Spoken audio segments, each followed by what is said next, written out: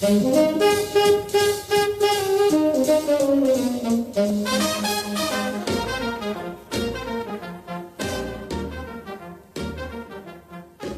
podcast is an invitation to feel and experience the souls of famous old Hollywood homes and to have an in-depth journey to the areas where they're located through interviews with longtime residents. Either you're a fan of old Hollywood in Los Angeles, planning to have a vacation, or, an even bigger step, considering a certain area for your future home. This is your opportunity to receive valuable information and insightful advice you won't find anywhere else. Hello, and welcome to my podcast. Are you in the mood for California? Today we'll feel and experience quantum harmonics of Los Angeles with infinitely talented Yi Jeon. Actually, from the outside, when I was not in LA, from all the media stuff, what I see about the LA is quite vibrant and all the energetic and very poppy place. Mm-hmm. But at the same time, how I felt during the time when I was there was everything was like coming down, very calm and very cooling down. And that kind of like peace was something that I found in LA vibe.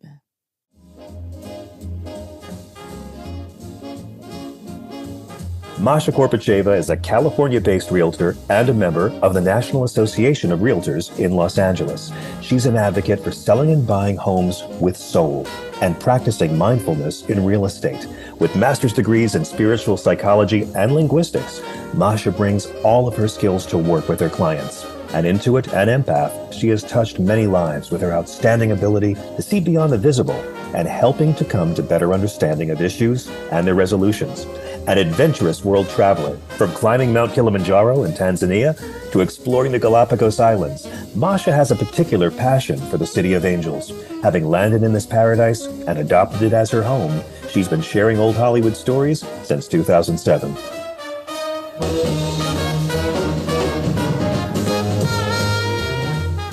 In the mood for California, feel the soul of old Hollywood.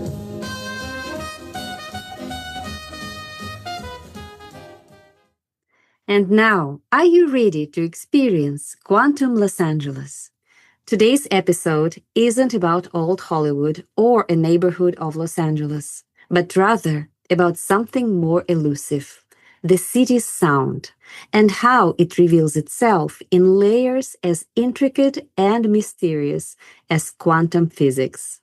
Walking down an LA street, you might hear a car horn, a siren, children playing, music from a porch. That layering feels like a quantum superposition. All these sounds exist together, but your perception collapses onto certain threads. Maybe you tune to the melody drifting from a cafe, or the rumble of freeway below. The city's sonic landscape seems entangled. An event in one neighborhood, a loud crash, a distant music piece, reverberates unexpectedly elsewhere. Each individual sound is like a particle, the ambient hum, a wave. While I was trying to grasp the sound of Los Angeles, I found myself drawn into an unexpected world, one where science and art meet through the language of sound. Here in LA, research institutions like Caltech, USC, and UCLA are at the forefront of quantum acoustics, the study of how sound behaves at the smallest, most mysterious scale. Scientists are learning to use sound waves, called phonons, to store quantum information. At Caltech, researchers even discovered how to keep quantum states alive up to 30 times longer by converting electrical signals into sound. Imagine sound as a vessel for memory, carrying fragile states of matter into the future. Meanwhile, in the city's cultural spaces, artists are exploring the same terrain between what's seen and unseen, what's heard and unheard. At the Getty Center, a performance called Quantum Preludes wove together ancestral indigenous cosmologies and quantum physics, combining voices, live instruments, video, and sound action into an immersive acoustic landscape. What this all suggests is that Los Angeles is becoming more than just a place. It's emerging as a kind of quantum organism, a place where noise, harmony, and possibility converge. And so it feels only natural to meet an artist like Song Yi Jeon here. Her music, rooted in jazz, yet unafraid of complexity, carries the same qualities: harmony and unpredictability, structure and improvisation, melody and abstraction. Just as quantum science and the city's soundscape reveal some hidden order, her voice finds beauty in weaving the unexpected into something unforgettable. Thus, in the layered hum of Los Angeles, where science bends sound into memory and music turns silence into meaning, we glimpse the truth of the universe itself, that every vibration, from the smallest quantum echo to the vast rhythm of the stars, is part of one boundless song. And here we are. Welcome to Los Angeles. It's quite a quantum leap to have Song Yi Jeon here with me. Song Yi Jeon, a South Korean singer and composer, weaves modern jazz harmony and odd meters with lyrical, memorable melodies. Trained in classical composition in Graz and jazz vocals in Basel and at Berklee, she became the inaugural Quincy Jones CJ&E Fellow and a Billboard Endowed Award recipient. She has performed at major venues and festivals worldwide: Blue Note, New York, Bimhuis Amsterdam, Moods Zürich, Jarasum Jazz Festival, collaborating with artists like Guillermo Klein, Ballard, and George Garzone. Her releases include Movement of Lives 2018 with her quintet, and Home 2022 with guitarist Vinicius Gomes, praised with 4.5 stars by Downbeat Magazine. And her most recent album came out in July 2025, featuring a nonet with Korean traditional percussion music. She was selected as a Rolex Arts Initiative Protégé for 2023-2024, working under the mentorship of 5-time Grammy winner Dianne Reeves. In today's conversation, Song Yi will share how her global journey, mentorship, and devotion to improvisation continue to shape her voice as an artist and as a human being, and how performing in Los Angeles inspires her connection with music and audiences alike. Hello, Song Yi. Hello, Masha. How are you? I'm very well, and it's just such a treat for me to have you as a guest on my podcast today. Thank you so much for finding the time. Oh, thank you so much for inviting me and letting me share my story. Yes, of course. Well, I must say that you are quite an exception for my podcast because you do not live in Los Angeles, but I did see your performance in this city, and your performance truly moved me because I felt as if everything that you were doing was like a musical embodiment of Los Angeles itself. It was so eclectic, so free-spirited, and at the same time, it was astonishingly precise, as if you were like a music scientist. Wow. Yes. So, and that inspired me to have you as my guest today because in some way, I feel that you will be able to share your experience of Los Angeles in quite a different way. So that's why I'm so thrilled to dive really deep into conversation with you about your journey, your artistry, and your connection to Los Angeles. Thank you so much. Well, first question to you. When you perform in LA, how does the city influence the way you express your music? In what ways does performing here feel different from other places around the world? It's really hard to say. I mean, the audience obviously is different, each country or each cities. But in this case, when I performed at the SAM first, it was after 3 or 4 days of staying in LA. Mm-hmm. And I was quite relaxed. The city in general, I felt the city was very relaxing Mm-hmm. and it was calming. And also, I think one of the reason was because I was staying in Glendale, or is it Mm-hmm. Glendale? Actually, Yes, I know. and it is a quite calming place. So I was completely cooled and calmed down, and that allowed me to process the nature and the calmness of the environment into the music that I performed. So actually, from the outside, when I was not in LA, from the all the media stuff, what I see about the LA is quite vibrant and all the energetic and very poppy place. But at the same time, how I felt during the time when I was there was everything was like coming down, very calm and very cooling down, and that kind of like peace was something that I found in LA vibe. Oh, very interesting. Yeah.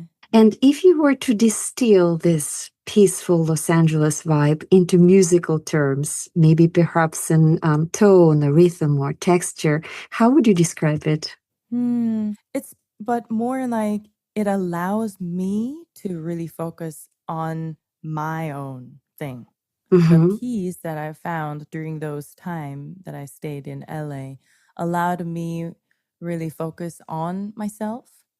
So it allowed me to be really me while I was performing. So I could really do my own stuff.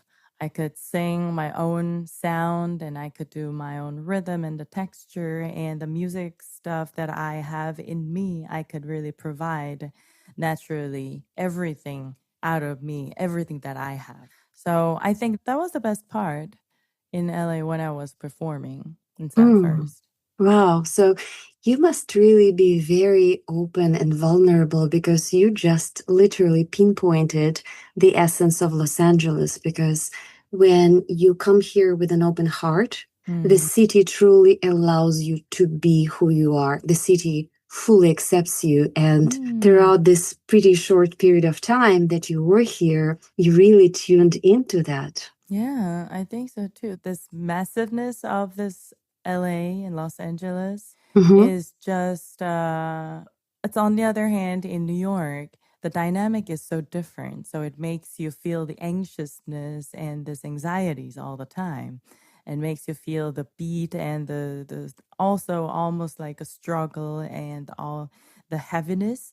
But then in LA, kind of this peace gave me more calmness that I could really search inside of me what I have already.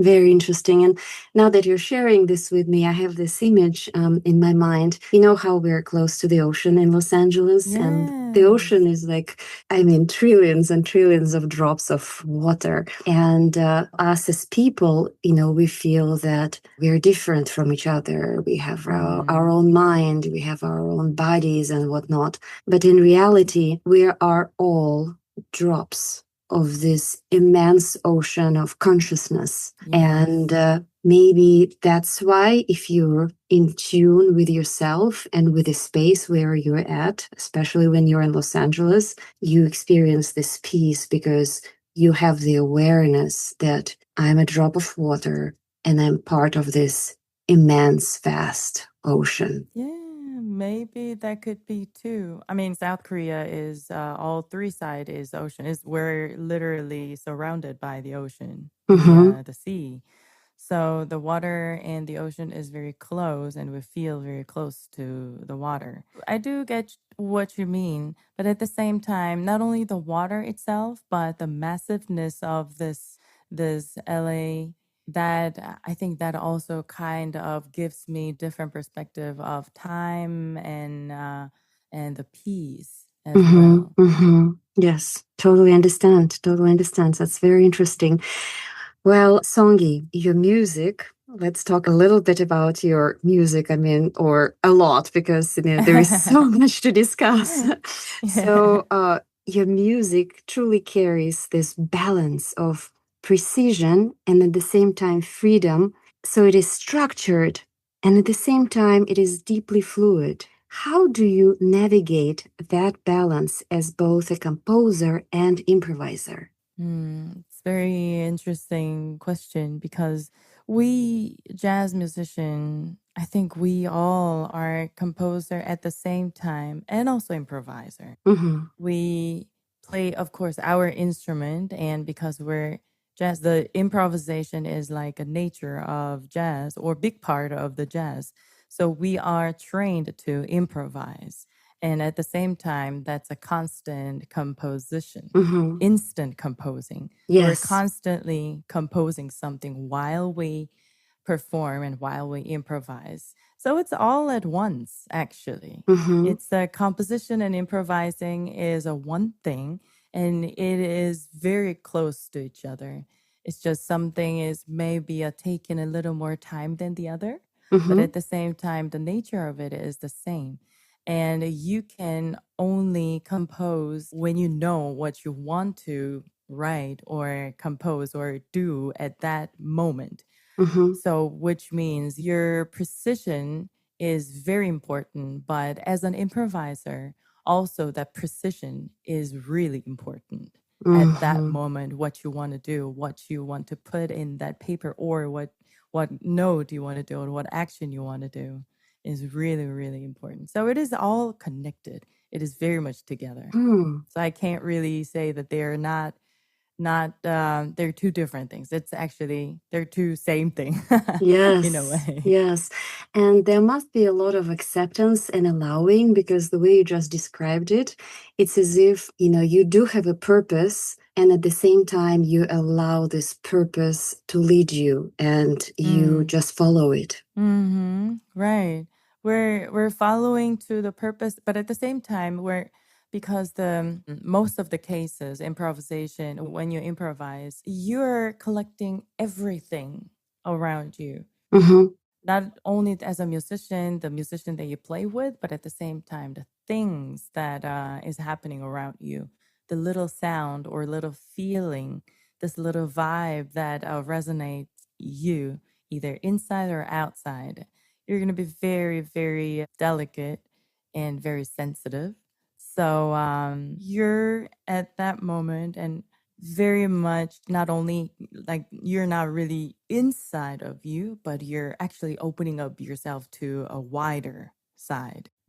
So it's the same thing as a composer and improviser thing, that two things that look like completely in a different place. But improvising itself is also not only looking into yourself, but actually you kind of forget yourself, but more focusing on what's outside there, outer side. So wow, what a beautiful description. Wow. We agree with your process. Songi, you have studied and performed across cultures, literally like from South Korea to Switzerland to the United States. So how has this global journey shaped your artistic identity, and what truths about music have remained constant regardless of place?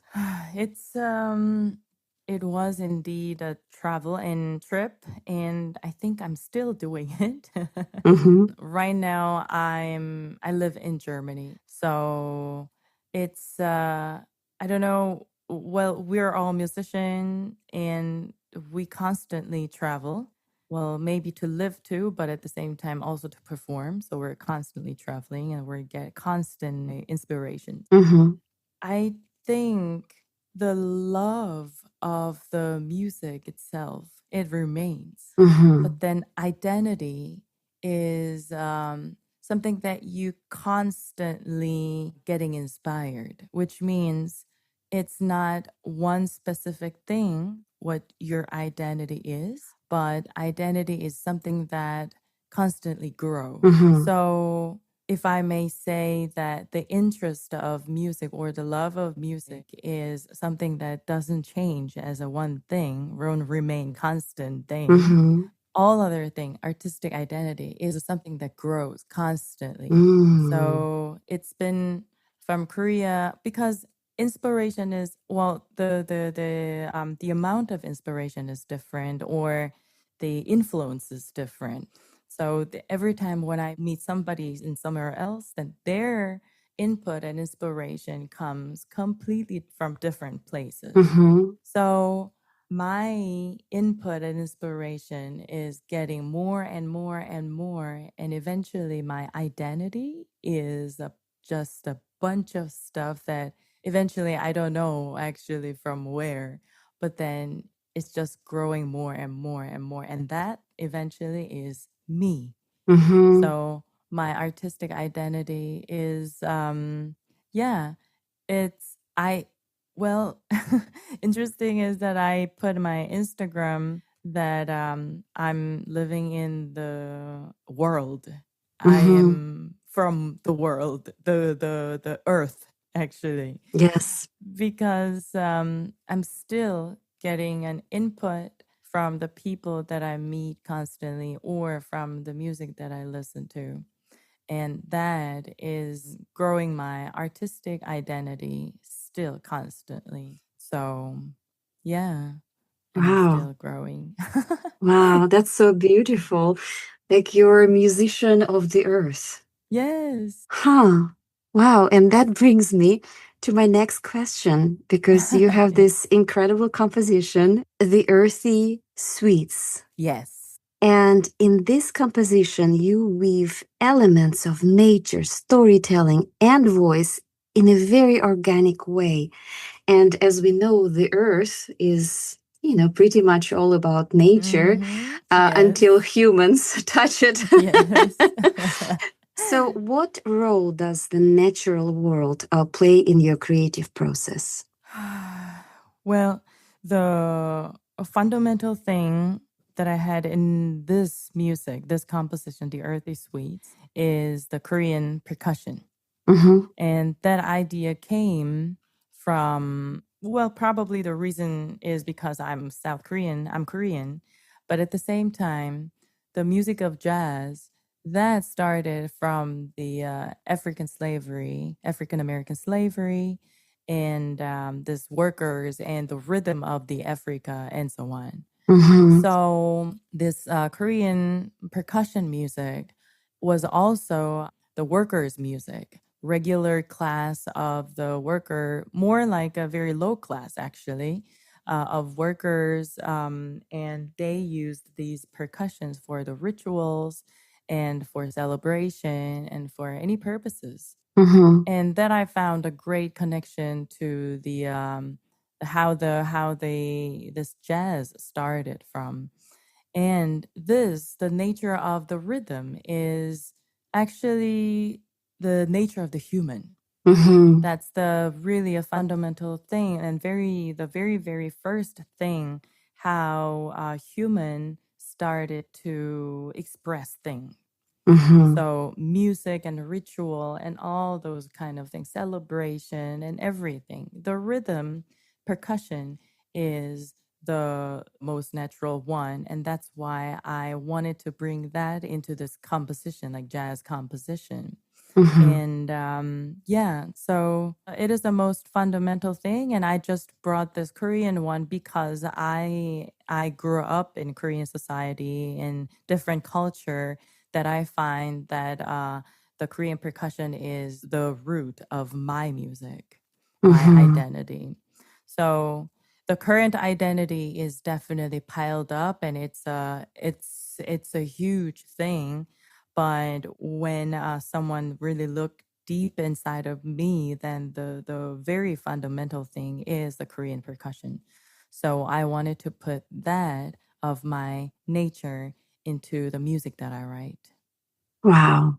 Songi, this is so profound because, I literally just had this vision of the beating heart and cultures being united, like regardless whether you're from South Korea or you're from Africa and you experienced slavery like back in the day when it was so horrific. And then there is this beating of the heart. And through percussion, through this incredible jazz music that people created, we can be connected through time and space and through cultures. And it's the voice of the consciousness itself with everything in it. Yeah, I agree. Wow, I just like literally had chills, because of what you Thank shared. you. No, thank you. This is so inspiring. Wow. So, Songi, you are now working with Dianne Reeves as part of the Rolex Mentor and Protégé Arts Initiative. And that must have been very transformative for you. So, what is maybe one lesson from that mentorship that continues to guide you, maybe not only even as a musician, but as a person? Well, I was very lucky to be chosen to work with Dianne Reeves, and she was my mentor last 2 years, 23 and 24. And we finished our mentorship program end of 24 with the performance at the London Jazz Festival in November. What really, truly, truly amazing was that I got to see her. I got to really meet her in person, and she had this big heart. And there are some people who you see and you almost just think that they are just almost like an imaginary idols that only exist on the CDs or the medias and so on. And suddenly those idols become a human. And then at the very beginning, I didn't know what to really expect to this person. But these 2 years long, I got to learn about her in a personal level. And what I found is that it's a human. The music is human. And what you make with them is very personal thing. Music is a human connection and a human conversation. So when I was on the first year, 2023, I was following her tour in Europe. And I got to see how she connects with the musicians that she tours with. And not only the band members, but the manager and her assistant as well. And they're like family. So music is the human interaction. And she treated me like her family. So I was really, really moved. So that we're doing something human thing, that was really important message to me. And also other thing is what directly to me was that she told me that I can do anything. And she was just constantly telling me that I can do anything. Wow. She chose me for this mentorship.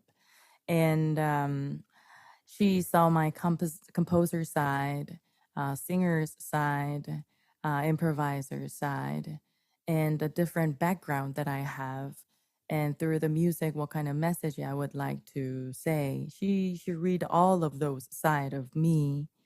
And every time when I bring something, and she encouraged me to do that thing more, this thing more, she could hear the score of, she could see me writing a score for the film.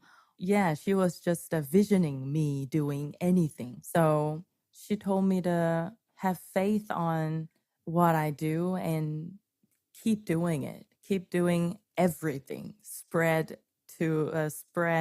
widely. So Wow. that really gave me a great confidence and assurance as well, because I am literally doing that every time when I'm interested in something, and without fearing anything, I just go toward two different direction, and it maybe caused me to, I don't know, move to somewhere else, or maybe lose some gigs on something, or change my band members, completely different direction, or anything. But she just told me to, do it. Do anything. Wow. That interests me. Yeah. Wow, that She's is a super open-minded person. Yes, and what a generous heart. Yes. When someone sees us in such a way and gives us, in a way, permission, as if, we need it, but like we don't really need it, but we actually do need it sometimes. Yes. And that helps us to spread our wings. Wow, wow. What a beautiful piece of advice. So, Songi, as a vocalist and composer, your voice is not just an instrument. It truly feels like a bridge between cultures, languages, and emotions. So, what responsibility do you feel, if any, when using your voice in this way?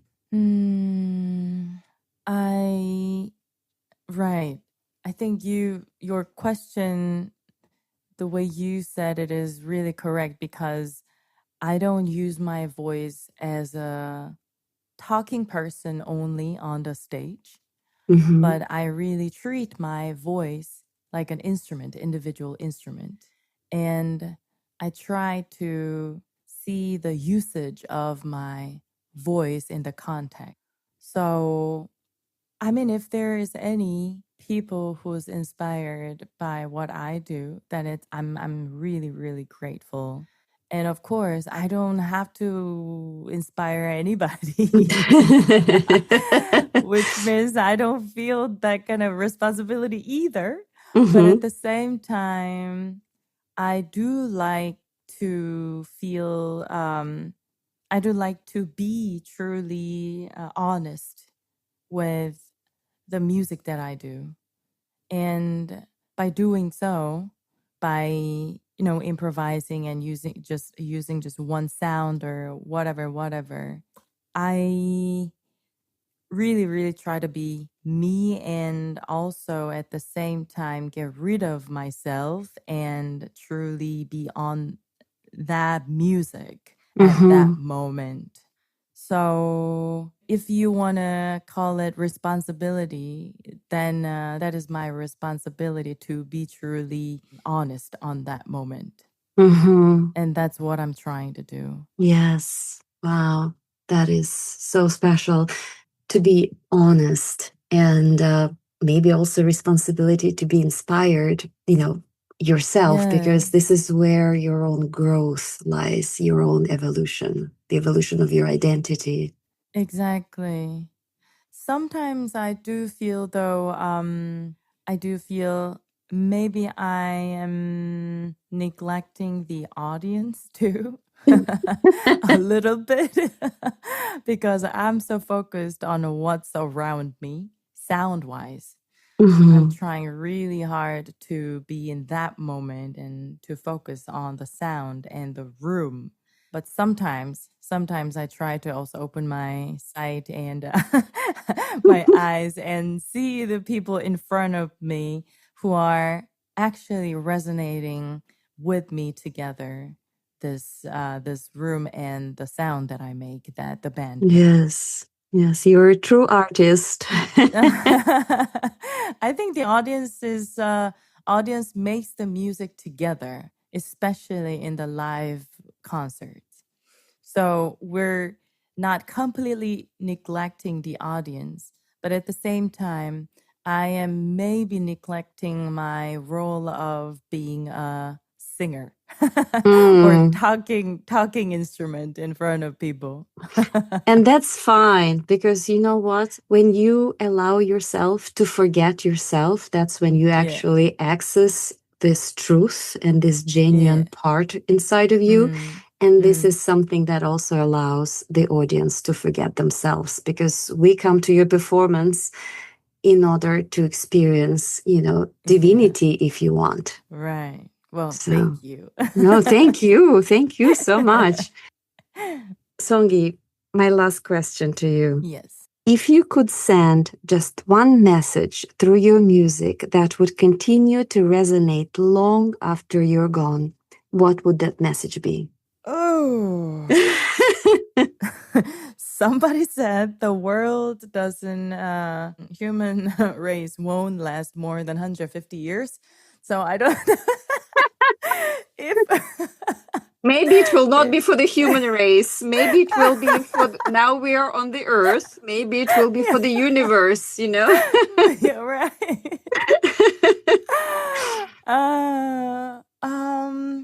I don't think Mozart or Bach ever thought of their music could be living this couple hundred years more after they died and still praised. But I actually don't have any personal message that I can really say, because there are so many people already say things enough. Yes. So I think I'm gonna just continue talking my own story through the music. So if anybody listens to my music and that resonates, and then I think that's really enough. Yes, that is so true. And being on the other side, as someone who perceived you being your audience, let this be just the beating of the heart that really transcends cultures, time, space, as we, talked earlier about. And let this beating of the heart, this rhythm, continue to vibrate throughout the universe, completely timeless and eternal. And this is how I will always hold my experience of your performance with me, with my heart. Well, thank you so much. Thank you, Songi, for such a beautiful conversation. Oh, thank you so much for having me. And sharing your art, your depth. And it is very, very inspiring for me. And I hope it will also be very inspiring for the listeners. Oh, thank you for allowing me to share my story in my music world. I'm really glad that I get a chance to introduce myself to the audience in LA. Thank you, and we cannot wait to have you back. Thank you so much. Bye-bye. Bye.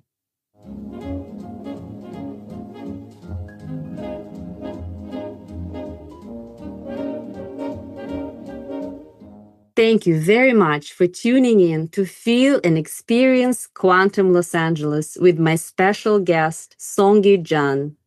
If you enjoy my podcast In the Mood for California, please sign up for future episodes at your preferred platform, and please leave your feedback. I really appreciate your time and support. You can also follow me on Instagram at In the Mood for California and check out my website www.inthemoodforcalifornia.com. Next time, we'll explore how the city holds space for healing, transformation, and the parts of ourselves we're learning to reclaim. I cannot wait to journey through LA with you as we are all learning to heal our part.